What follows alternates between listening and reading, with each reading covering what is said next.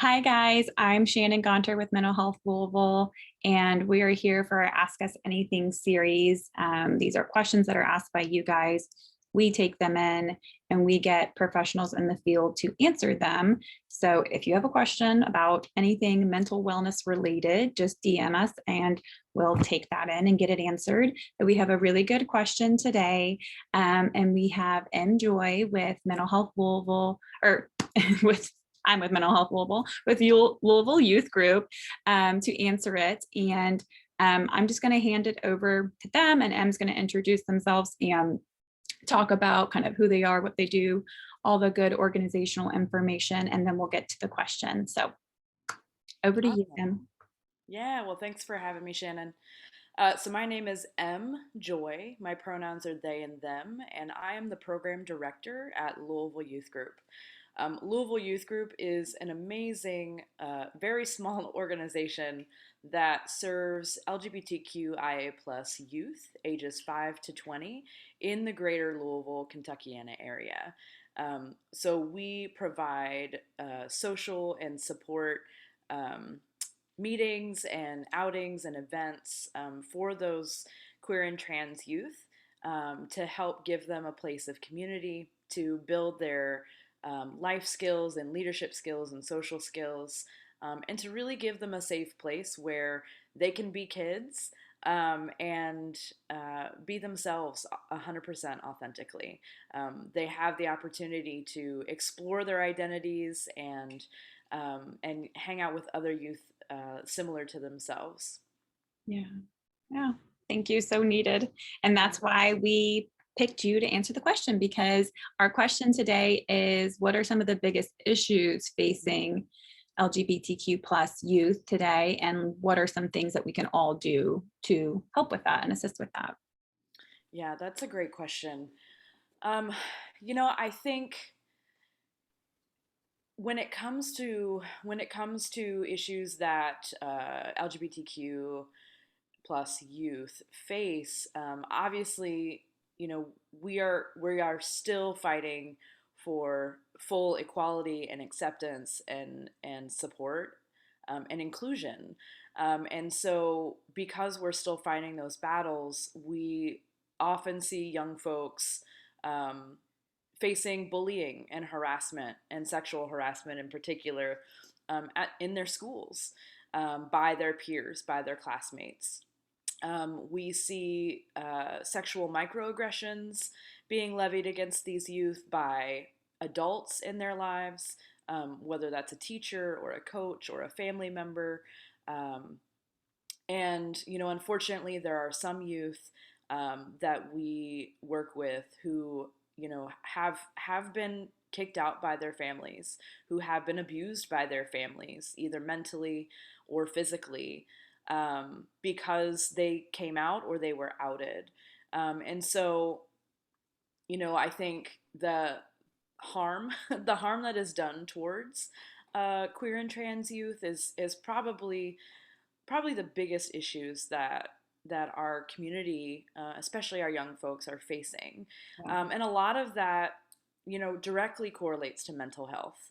Um, with the youth that I work with, and even cisgender and heterosexual youth that I've been working with for the past 10, 15, 20 years, what we're seeing is a huge rise in mental health concerns. The young folks are dealing with all kinds of stress and anxiety and depression, feelings of not fitting in, Mhm. um, feelings that their peers are criticizing them and they aren't good enough, and all kinds of things. But at the basic level, what we see is that we still see a huge need for inclusion and support in our schools. That's Schools are the biggest place where the youth go outside of their family unit. So if their Mhm. family unit, even if their family unit is supportive, um, which oftentimes families are not supportive, then school can sometimes be that safe place, but in many cases it's not. Many schools don't have or don't allow gender and sexuality alliances or support groups or social groups to form. Um, And so, that's something that we also work with the GSA network of the United States to help get GSAs into schools and help those, run as well. So I think, you know, there's that lack of acceptance or just a lack of knowledge. I don't know about you, Shannon, but my uh, sex ed sex education growing up was not very comprehensive. It was very abstinence based and abstinence focused, and no, there was no mention of queer folks Yeah. I'm like at over all. here laughing because I'm like, what sex education? I don't Right. think we've had that. Yeah, so when we think about just basic exposure to people who are different from us and lives that are different from us and relationships that are different, and sexual health education, those are critical places where like young folks need to see themselves. They need to see not just themselves reflected in those curriculums, but they need to see themselves reflected in the teachers who are teaching those curriculums. And they need to see other people who are different in order to make them feel validated and like they aren't some weirdo, Yeah. you know? Like there's not Um, just this one way to do it and that's that. Where it's like, oh no, yeah. there's lots of other things we can be exposed to. For sure. So I think, when we talk about comprehensive sexual health education, it's age appropriate, it's developmentally appropriate, but it is comprehensive in that it covers more than just reproductive functions, and it covers more than just abstinence. It gives people a real full sense of what we like to call holistic sexuality, and holistic and healthy relationships, right? Because relationships are at the core of any type of sexual experience. So, LGBTQ folks need to see relationships, queer relationships, in their history books, in their language arts classes, um, even in preschool age youth. One of the things that we know developmentally is that gender identity is pretty solidified by the age of 4 or 5 years old. So before these young folks are even entering a school system, in most cases, their gender identity is pretty solid and secure, and developed. And so when they start school and or even at home with their families, if they are expressing their gender in ways that don't meet the expectations of those adults in their lives or those family members or those school classmates, they're going to face a lot of criticism and maybe even some pressure to conform, um, and maybe even harm if they don't conform, right?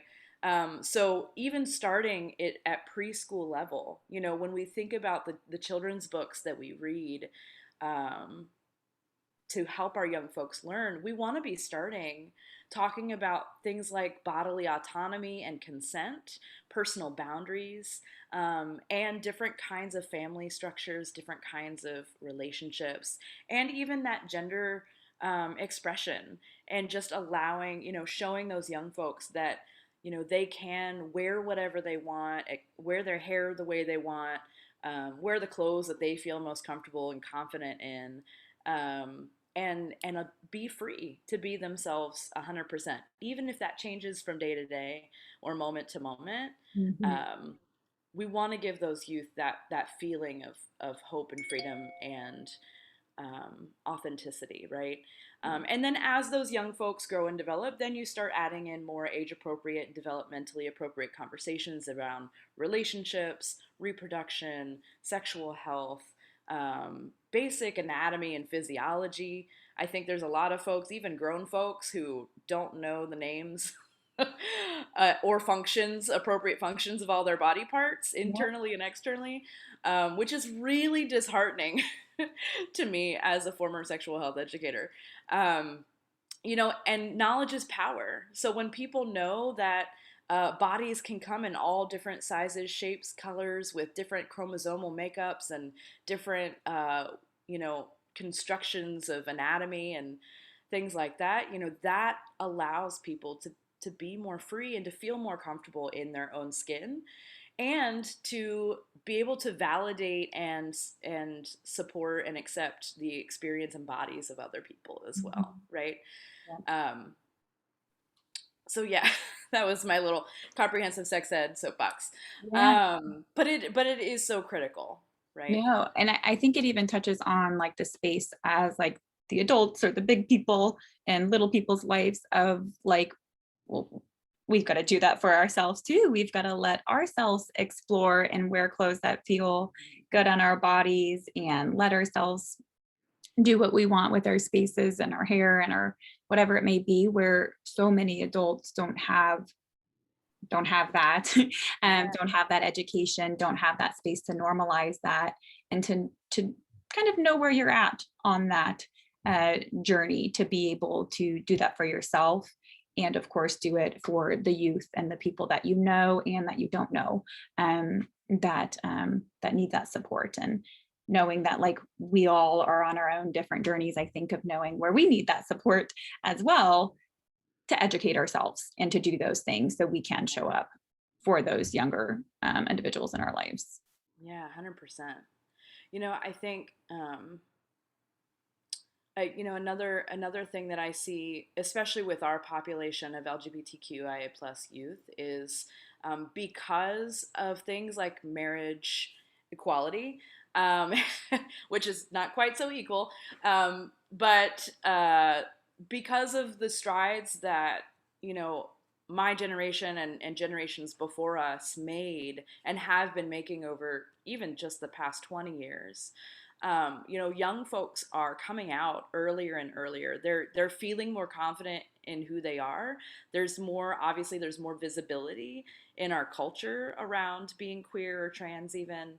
Um, and so these young folks are coming out earlier and earlier. And I think one of the biggest needs of our community, is that understanding and support for those young folks, because unfortunately coming out is not a one-time process. It's sometimes a daily process, um, and it's oftentimes a safety issue, Mhm. right? So when we think about those young folks who are outed or come out and then are disowned by their families or kicked out of their homes, or rumors start spreading around their schools, there's a lot of harm that is done to those folks. And if a kid is coming out, um, and being strong and secure in who they are, at 9 or 10 years old, that their peers aren't, and if their peers haven't been taught to be accepting and understanding, Mhm. right? Like that's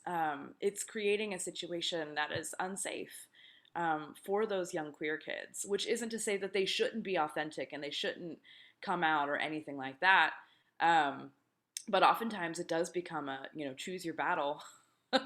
And choose your level of safety. Like, is this a safe place for me to be who I am and express myself? And specifically for trans and gender nonconforming youth, gender is the gender binary is so integrated into our everyday culture.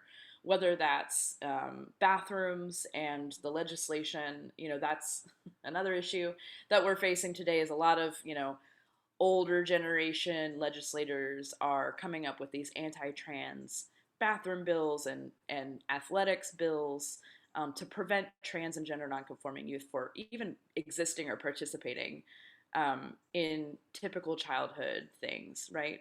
Um, and so if you are a trans or gender nonconforming kid, or non-binary kid, that gender binary is being forced upon you in so many different ways throughout the day, every single day. And once again, it becomes a safety issue to choose which bathroom you go into.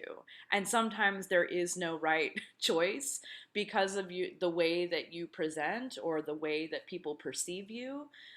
More often, it's more about the ways that people perceive you and their own values and biases and prejudices, that leads to that harm that's done towards trans and non-binary youth.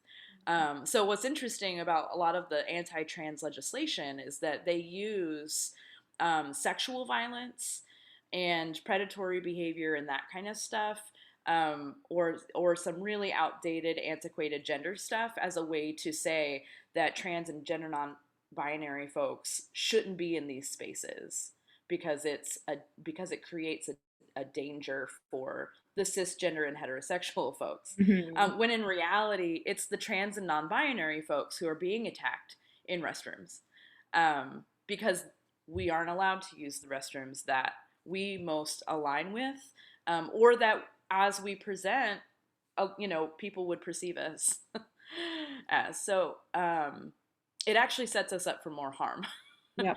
when you institute those kinds of bills and legislation, and policies and whatnot.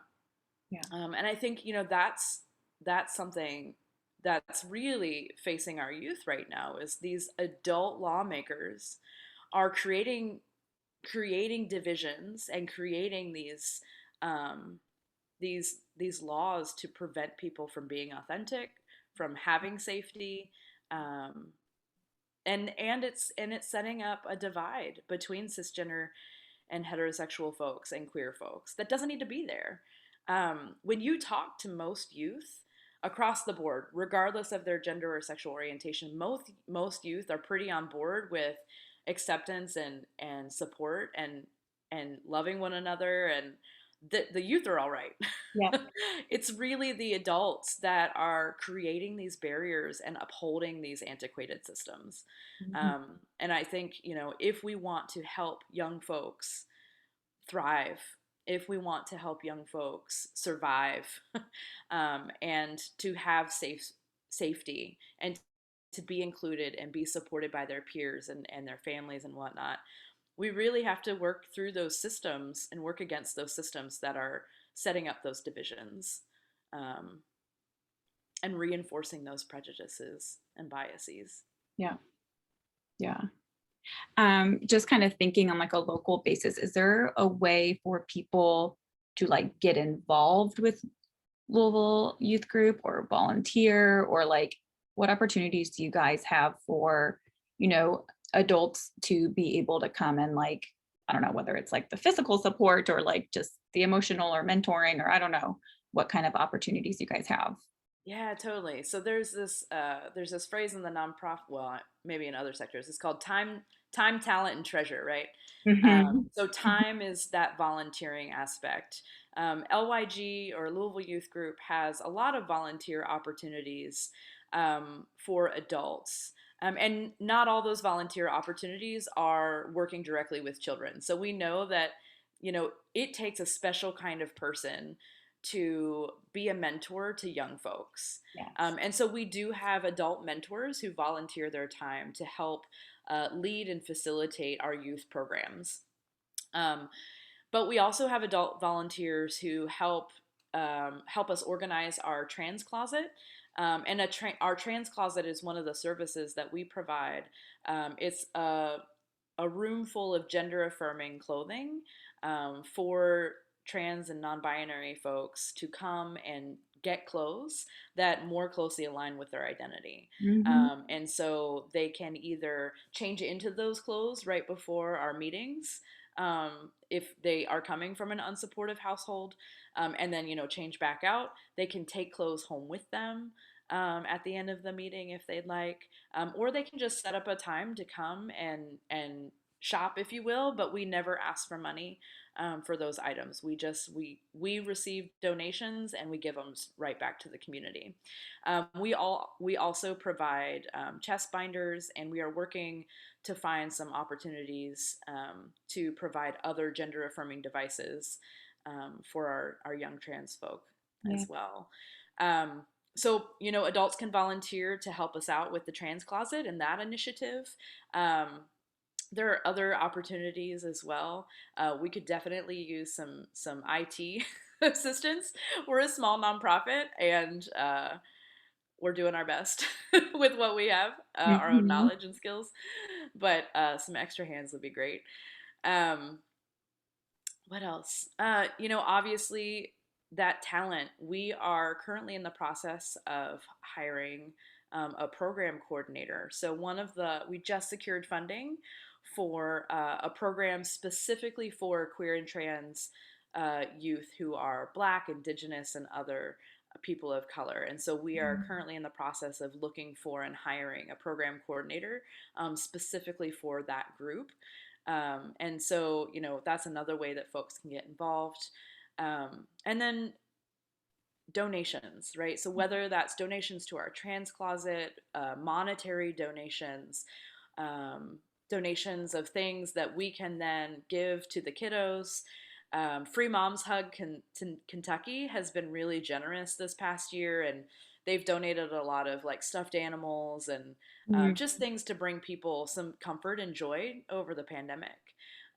We have a really great couple who they found us on the internet and believe in our mission, and they have been really generous in terms of hooking us up with tickets to things and other supplies that we need for our programming. So really, like, the sky's the limit. We're a small nonprofit organization, so we exist through donations of money and gifts and time, right? Um, yeah. Yeah, yeah, I really like that. And to be able to reach out if people have questions, good email, good website, Instagram, whatever, make Yeah, so yourselves you can here. find us on Facebook and Instagram at We Are LYG, and our website is LouisvilleYouthGroup.org. And a lot of the information to get involved is either as a volunteer or a mentor or an intern, even, can be found through our website. A lot of our social events, our outings, are posted on social media. We have, actually at the end of the month, we are doing a New York City Youth Pride stream event. So from 3 to 7 p.m. on June 26th, we'll be live streaming the New York City Pride. And we're going to have a bunch of giveaways and games and activities. So, I receive emails from parents and family members and young folks themselves every day looking for this community. And so, if there are young folks in your life, once again, ages 5 to 20, who could use a community like LYG, send them our way. Yeah, yeah, and it seems like resources too. You guys Mhm. are full of them. Yeah, we are, we're very networked with other local nonprofit organizations. We have a lot of partners, community partners that help us achieve our mission. So, we also know that LGBTQ folks don't just lead single issue lives. There's, intersections with race and immigration and ability and class and all those things. And so we really work at those intersections and at those margins to make sure that our houseless youth are taken care of, that our youth of color are taken care of, and just making sure that we are building a better community for everyone. Yeah, yeah. Oh, such a beautiful mission and seems like such a beautiful space that you guys have been able to create. Yeah. Um, is there anything else that you want to leave our audience with before kind of signing off for today?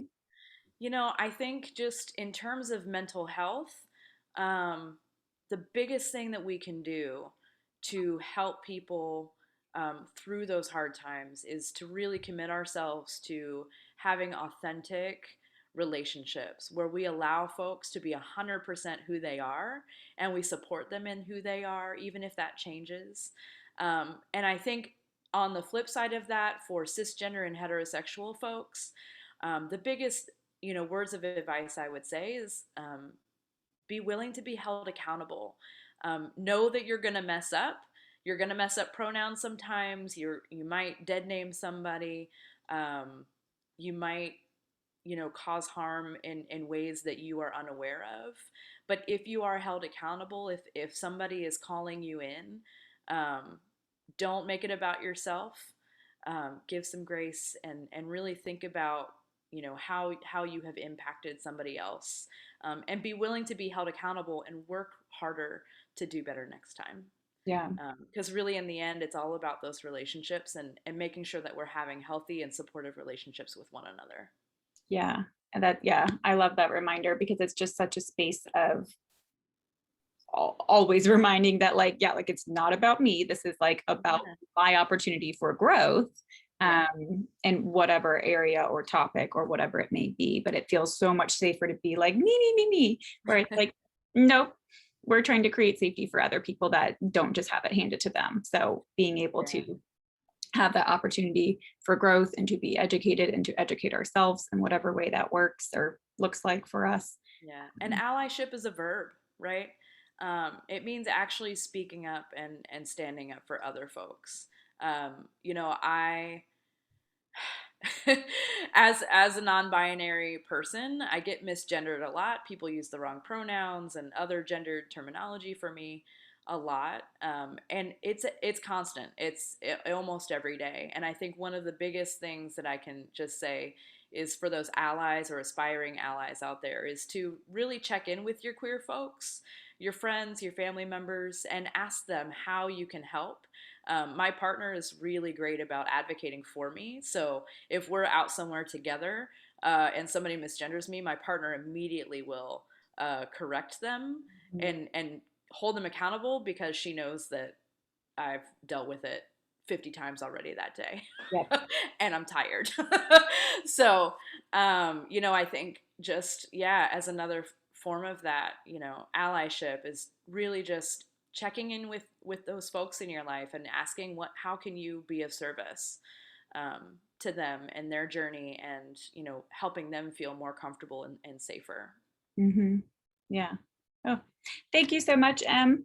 Guys, remember, essentially Google Louisville Youth Group and you will find all their information and all their contact information. If you guys have questions for us, go ahead, reach out. We'll get those answered for you. Anything under the mental wellness umbrella, and we'll find a professional in the field to get you all the good information. But thank you so much, Em. Yeah, be safe. Hi, everything. Bye. Ah. Thanks, Shannon. Bye, y'all.